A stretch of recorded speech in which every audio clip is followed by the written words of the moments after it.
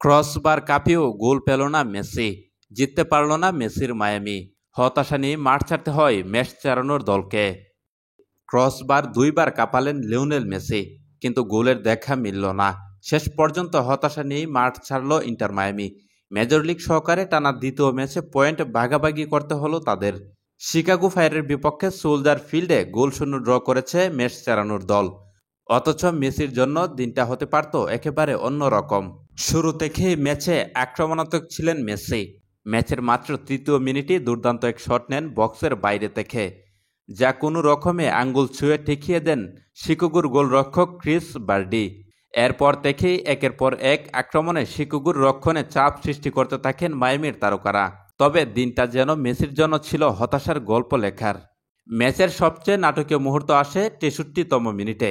Free kick থেকে নেওয়া মেসির শট গোলরক্ষকের আঙ্গুলে লেগে প্রতিহত হয় ক্রসবারে। দর্শকদের হৃদয় থমকে যাওয়ার মতো সে মুহূর্তে গর্জে ওঠে সোলজার ফিল্ড। এরপর 85 মিনিটে আবারও একই চিত্র। ডান দিকের কর্নারের কাছাকাছি জায়গায় থেকে ফ্রিকিক পান মেসি। দূর কোণ থেকেও দুর্দান্ত শট নেন মেসি, কিন্তু আবারও বাধা হয়ে দাঁড়ায় সেই অভাগা ক্রসবার।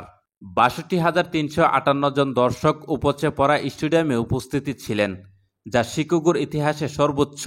কিন্তু তাদের সামনে গোল বঞ্চিত দেখে মাঠ ছাড়তে হয় ফুটবল বিশ্বের অন্যতম সেরা তারকাকে। শুধু মেসি নয়, শিকাগোর পক্ষেও ছিল একাধিক গোলের সুযোগ, কিন্তু ফিনিশিংয়ের অভাবে তারাও ব্যর্থ হয়।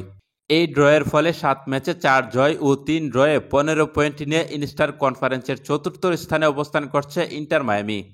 তালিকার শীর্ষে থাকা কলম্বাসের পয়েন্ট 8 ম্যাচে 18। তবে মায়ামির চেয়ে উপরের 3টি দলই একটি করে ম্যাচ বেশি খেলেছে, ফলে লড়াইটা এখনও জমজমাট।